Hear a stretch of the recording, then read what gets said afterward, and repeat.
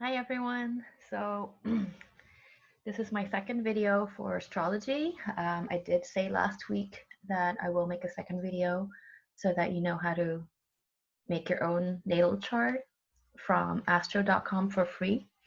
So I want to show you how to do that real quick before I go to bed. Okay, so let's actually go right to the website.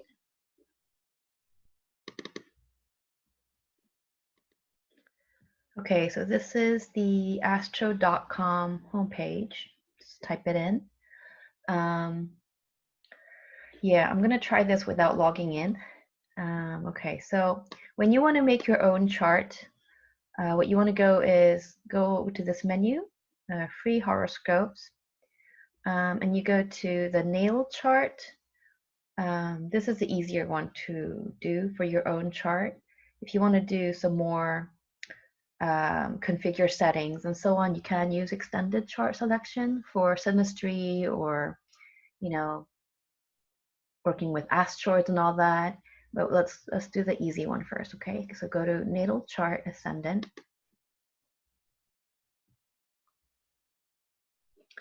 Okay, and oh, hold on. Oh, okay. So it says here for guest users, they said click here to go to the data entry page. Okay, so this is the place where you can input all your information. So let's go with Jane Doe. Let's have female. Let's just put in today's date. Today is April 12th. Okay, and let's just input that for somebody who was born in 1990. Okay, and let's say that they were born at 7:30. And let's say that they were born in, I don't know, what's the first country here? Okay, Canada, oh, Great Britain, born in London. Just making this up. Okay. All right. Okay, so when you put all of that in, yeah, basically they give you a chart, the wheel style chart. Okay, again, this is the Placidus system. This is the default setting they have. If you want to configure any of this, that's when you need to go back to, that's where you need to go to the extended chart, okay? Anyway, so for a regular one, you can just input all your information. If you don't know your birth time, you can just select noon, okay, and that will just give you a sort of a generic chart for the day. If you want to be, you know, if you want to compare morning with 6 p.m., you can do that and see how things change. But yeah, normally noon is what you put in if you don't know your birth time. So anyway, basically this is how you create your chart. Okay. Let's see. Okay, so that's super easy to do, right? You just input your info, you press enter, and you get the chart. Okay, so let me explain what else is here. See, so yeah, if you want to know, I mean, all the information is in the chart, but they do give you these additional charts on the side.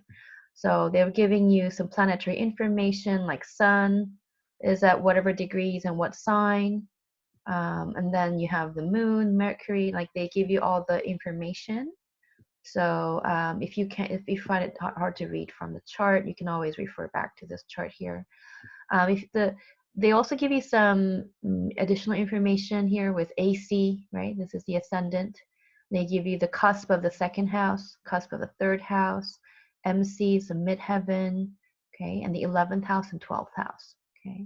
So they don't give you all of the cusps, but they do give you some of them. So it's helpful to note them. This here is your element chart. So this is C for cardinal, fixed to mutable, fire, air, what's the E? Hold on. Earth, yeah, earth. And then I think W is water.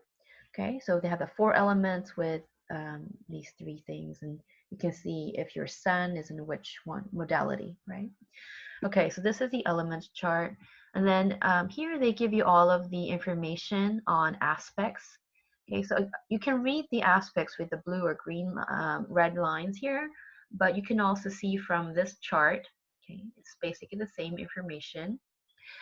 So if you go here, you will see that all of the planets are given one way. You can start reading by saying, okay, is there any aspects between sun and moon? If it's empty, there's no aspect, right? So sun and moon, there's nothing there. There's no aspect between the two.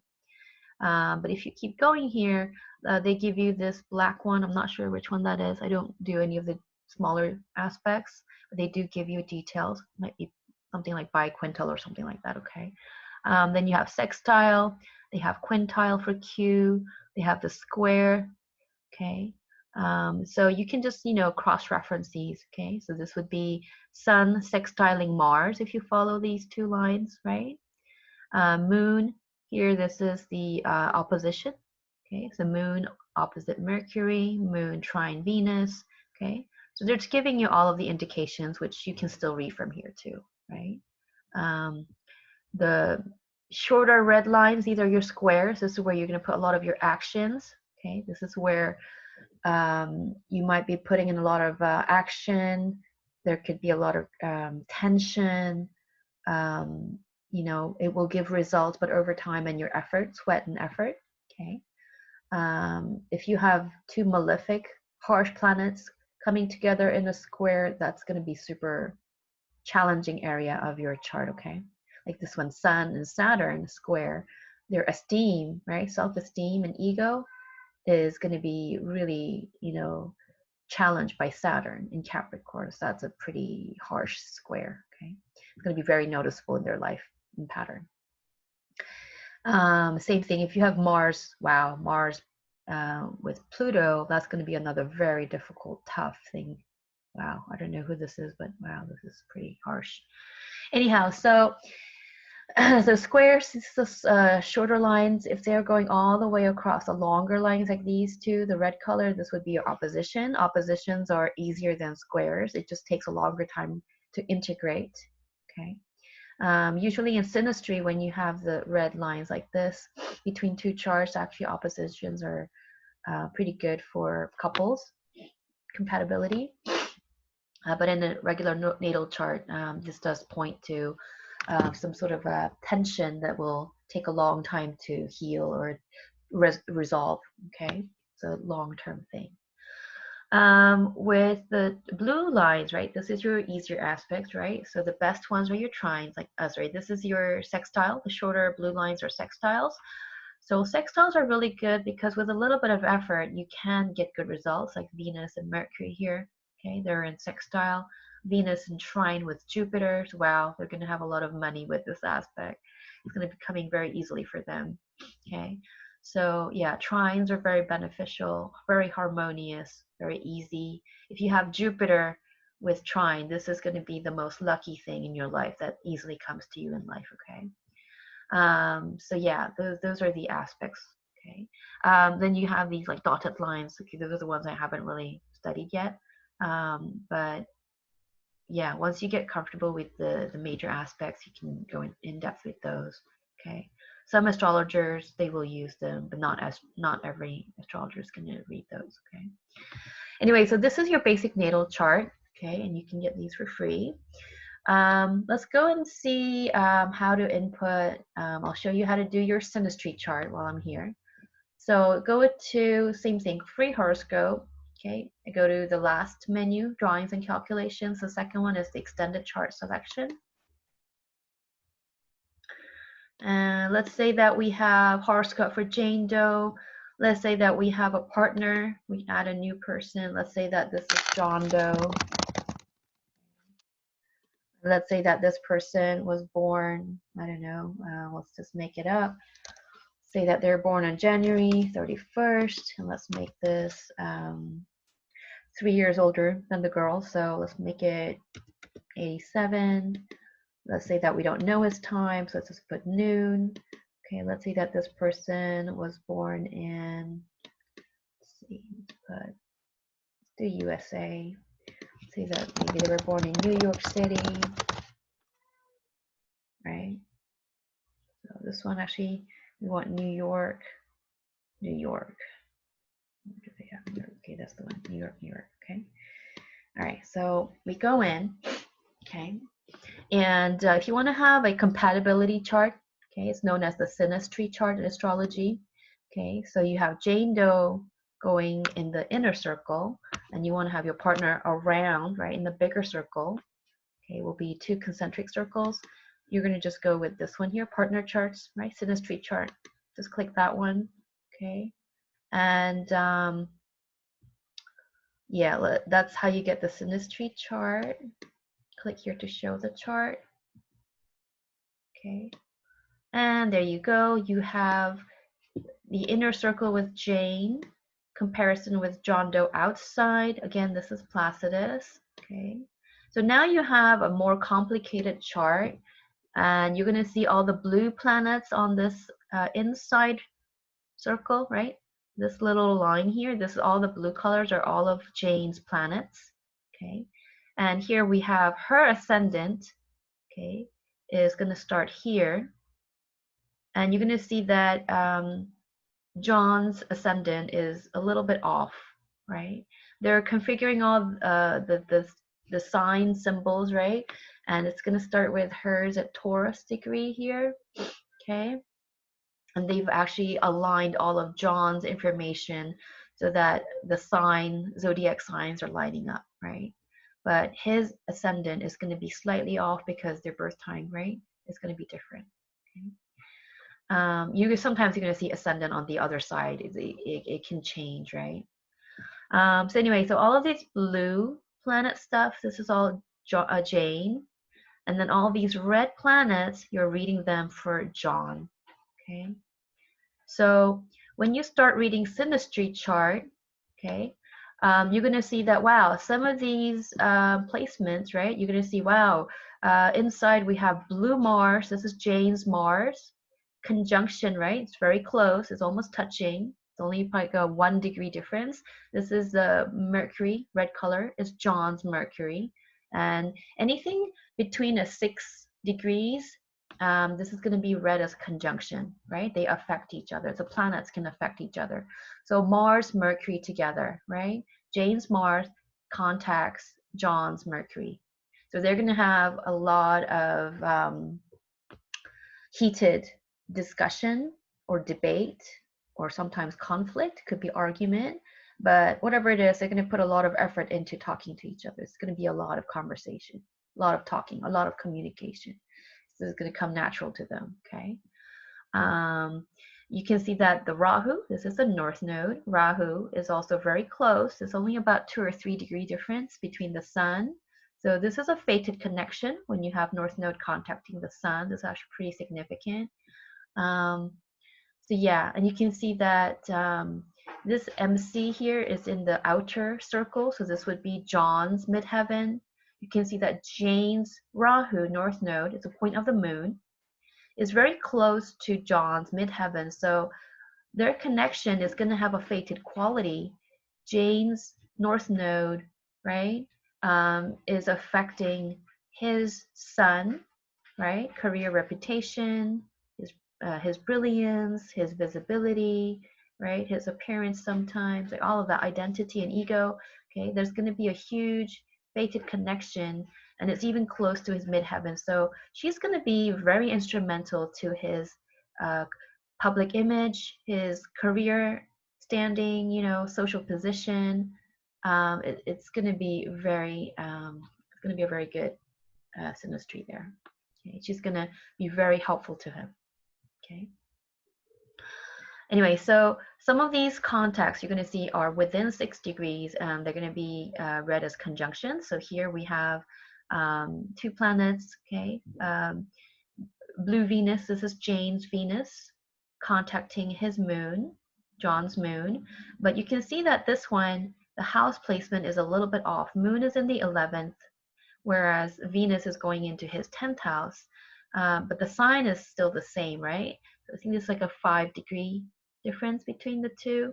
So they are going to have some sort of an effect, but because the house placement is different, it's not going to be, you know, there's going to be some duality there.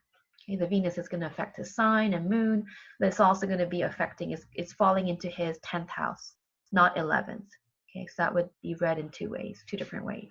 Okay, so they're going to have a very good social graces together. There's going to be a lot of harmonious contact here, very, sort of harmonious flow between the two of them, right? What they enjoy is going to be very much aligned, right? Venus moon contact is really beneficial because both of them are benefic planets. Okay. Anyway, so there's going to be, for instance, if you see this kind of a planet where it doesn't have any conjunctions, right? There's no planet contacting. You're going to read this as Jupiter affecting her 11th house, right? This is her 11th house, all of it here. Okay, so you're going to read this. You can look it up on the internet. You can type in Jupiter in partner's 11th house, and then you're going to see a whole lot of videos coming up. Okay, and you can start reading, getting information about what that means, right? Likewise, you can read Moon in a partner's 11th house or Venus in a partner's 10th house. Okay, so those are the kind of videos you want to go for to get more information from your Synastry chart. Okay, all right, so yeah, so you're gonna read the conjunctions. You're gonna see partners' planets, okay, affecting. What else is important? Yeah, and then you're going to start reading. You can see how the ascendants, or IC, this is your Imamkali. You have the descendants here, midheaven here. You're going to, if they're pretty close to each other, they're going to feel like their life paths are going to be pretty much aligned, right? Yeah, sometimes you're going to see somebody's descendant over here at somebody's ascendant line, and they're going to feel a very strong pull towards each other because they're opposites, right? Opposites attract. Okay. Or sometimes the midheaven is going to fall onto somebody's ascendant, and they're going to feel like, their outward appearance or their most instinctual part is going to be lined up with somebody's midheaven, their most successful part or their career aspect. Yeah, they could be aligned here too. Okay. All right, so those contacts are pretty important and give information for you on the compatibility and how you affect each other. The Synastry chart, this is the most common type of Synastry chart to start reading from. There are two other important Synastry charts, but I will go over them in a different video. Today I just want to show you the two basic charts from astro.com. Let me show you how to read aspects here. Now, when you read aspects, when you have a Synastry chart, you have to be careful with which planets are affecting which, right? Because, for instance, if you see a red line here, this is actually the moon's position, right? So you can see that the red planet is sextiling, right? This red point, there's a short blue line, this is a sextile, and it is affecting Jane's Mercury. So you're going to read that as John's moon sextiling Jane's Mercury. Okay, so they have a sextile contact here. So again, their communication is going to be really easy, right? There's going to be not a lot of effort. It's going to feel really natural.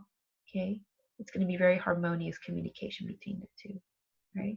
The one person's way of thinking is going to flow really well with somebody's emotions and basic instinct about life. Okay. Same thing, you're going to say, okay, moon here has this longer blue line. If you follow this line, you're going to see, okay, it is with Pluto and moon.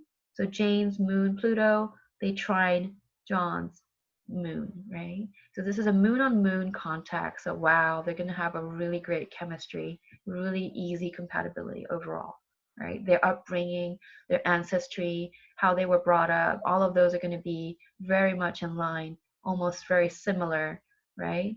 So they're going to feel like, they're going to feel like, wow, I know this person really well, right? There's not going to be a lot of surprises, except for some of these red aspects you see, right? So for instance, here we have Jupiter opposition, and this would be, I think, the Neptune here. Okay, so Neptune can be illusion. Okay, it can be romantic vision, it could be disillusionment, it could be spirituality, artistry. yeah, that kind of a thing. So there may be a little bit of a deceptive thing, but so they need to be careful with the red aspects, even though squares are more of the harsher ones that play.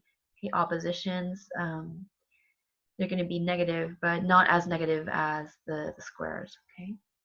All right, guys. So I think that's what I want to cover today. I know this video is not that long, but I do hope it covers what you need. Oh, let me quickly show you how to look for videos. Let's say that you want to know, let's say that, you know, Jane has her sun in Aries, right? Blue planet here. This is Jane's planet. If you want to know about your, let's say that you're Jane and you want to know more about your sun, what you do is you Google in, okay? You put sun, right? Okay, and then you're just going to get all of this information right away. You can also go to the videos and start watching a lot of videos. If you're open to Vedic astrology, you can go to this guy. This is Kapil Raj, Kara's channel. He has a lot of free videos that are usually about 10 minutes long. You can also go to Astrolada. She has really good videos too. Let me see where she, okay, she's not coming up, but you can also type in. You can also go to YouTube and find people's videos, right? You can go to, let's see,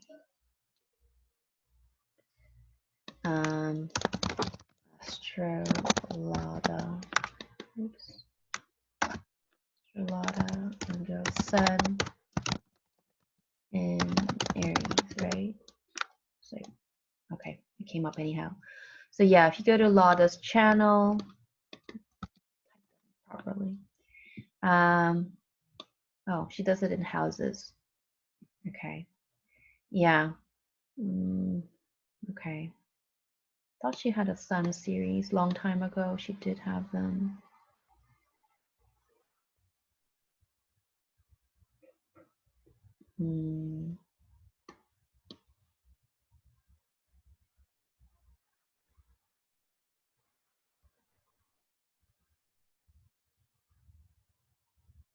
Oh, there we go. Yeah, she has a channel. A long time ago, she did a whole series of all the planets and different signs and so on. Okay. So yeah, I recommend her videos too.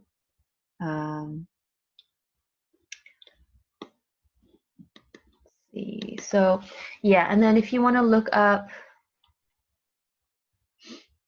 yeah, if you want to look up your synastry chart, and let's say that you want to look up Mercury with Mars here, like Mercury conjunct Mars. Okay, this would be synastry. So if you want to just get the text part, you can go to, just type in, sorry, it's getting really late here, Mercury conjunct Mars synastry. And they're going to give you some meanings that you can look at. When you get a bunch of things and you're not sure, Cafe Astrology, this is one of the most reliable ones you can look at. I think there's quite a lot of information from astromatrix.com. Linda Goodman, this is a forum, so this one, a lot of people are giving their own opinions, but it's not verified information per se. So it's good for discussion and asking. Some of them you want to avoid. Okay. Anyway, so yeah, you can find the synastry information here. If you want to look at videos, this lady, she does a lot of really good videos. Okay, Astrolata is pretty good. Yeah, this is a lady who does a lot of synastry relationship videos. I think her name is Jewel, right? Jewel. Truth in Aspect Astrology. Her channel is really amazing. She's very specifically a synastry relationship astrologer. She's very good. I learned most of my synastry stuff from her. So yeah, I recommend her for synastry reading. Anyway, so yeah, that's how you find your information. The other thing I mentioned earlier was how to read the planets falling into a partner's house. So it says here you have John's moon, the red one, falling into James' 11th house. Okay, that will give you another layer of information, right? So you have moon in partner's 11th house synastry, right? And then, yeah, this is Jules' video. You can go right into that and, click on it and see what she said. Like, it's very in-depth, okay? So yeah, that's easily going to take you quite a lot of time because there's so many planets, right? Oh, hold on. I forgot to show you how to do the asteroids. Yeah, if you want to go in depth, if this is not enough information for you and you really want to know more about your compatibility chart, you can go to, do I want to do natal chart?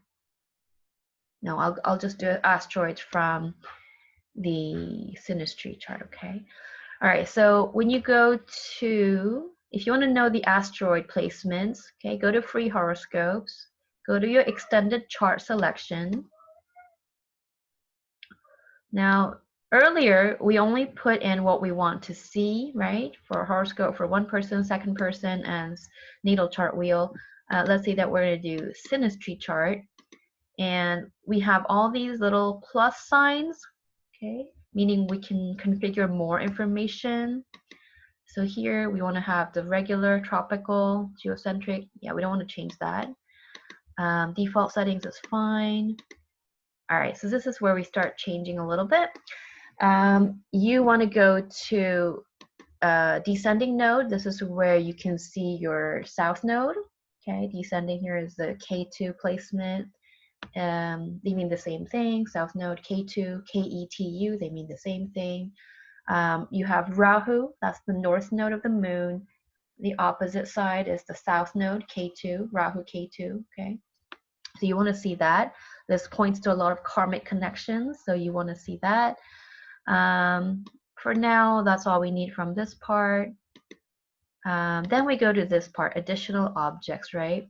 So you want to see multiple selection is possible. So parts fortunae, part of fortune.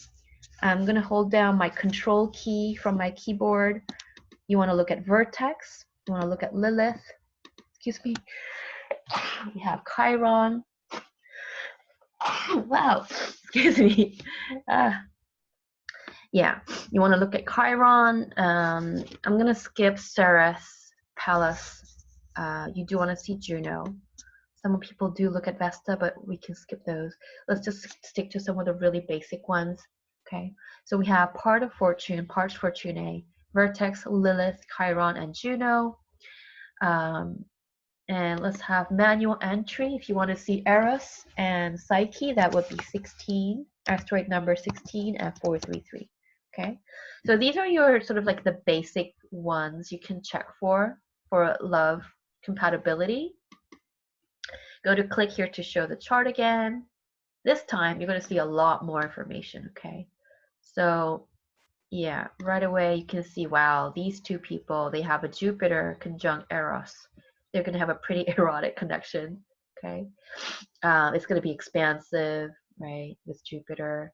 One contact is there. This one doesn't have one. There is a Mars conjunct Psyche. Okay, you can Google those too, okay? Then we have, so here we have Vertex pretty close to each other, but this is probably around 6 or 7 degrees. So it is, when you read asteroids, you need to read a smaller orb. So anything between 1, 2, or 3 orbs, you can count as conjunction. But for asteroids, these are pretty far apart. You don't want to really get into reading these as being conjunct. They're too far away, okay? So yeah, when you have planets, 6 degrees, anything below 6 degrees is good. With asteroids, anything below 3 degrees, okay? So this is not a conjunction for asteroids, but this one is definitely conjunction, right? It's almost on top of each other. Okay, so here, this is the part of fortune, okay? So some people actually, other than Jupiter, which is your planet of luck and easy money, some people actually do read part of fortune as a way, to get, easy money or good luck or wealth of knowledge or some kind of an asset to you. Okay, so some people read that. And let's see. So this here, this is a symbol of Lilith. So Lilith is, you know, the wild woman before Eve, right? So some people like to read Lilith, you know, like the dark side of the woman, sort of the wild feminine nature.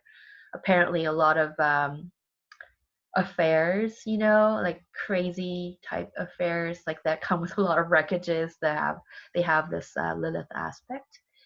This is the Chiron. That looks like a key. It's a Chiron. This is a wounded healer.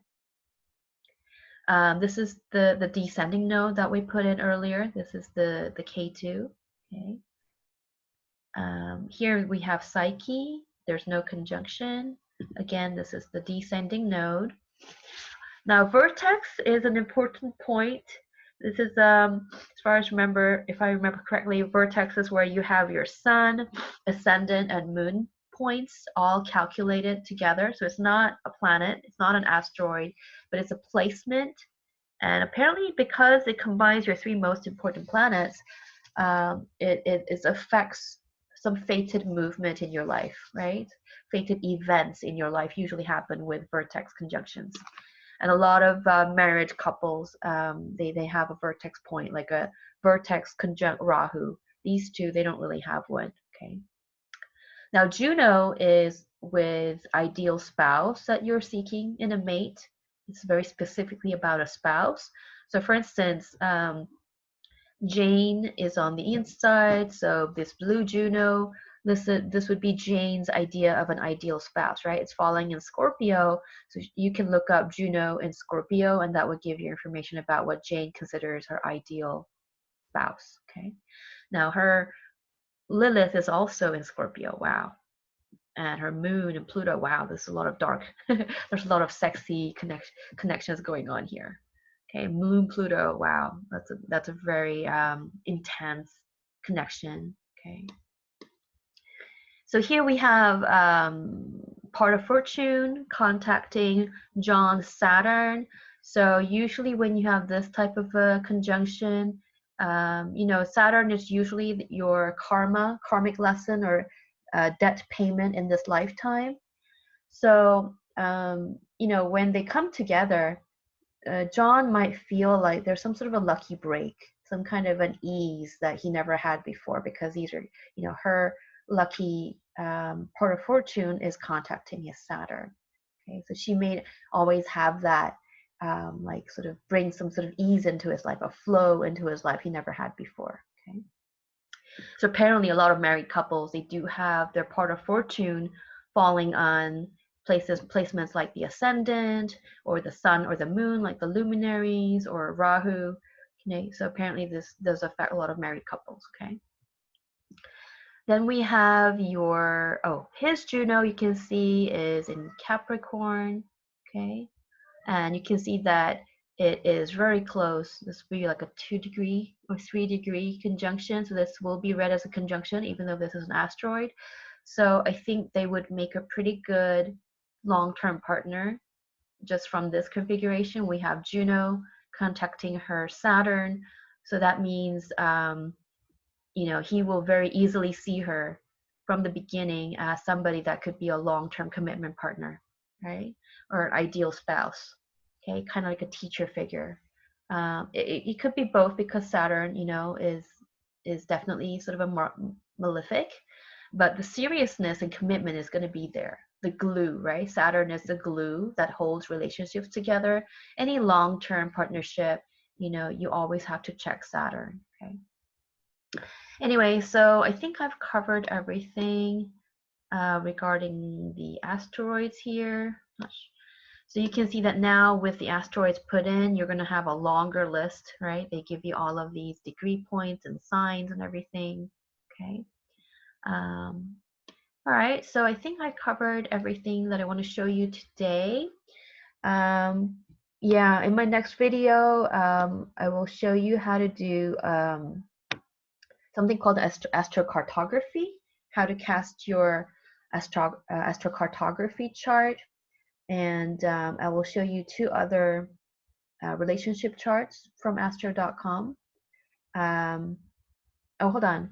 The request for the 3rd video was actually something else. I'll have to make those my other video. But yeah, I'll do the request first, and then at some point I will come back and show you the other charts. Okay.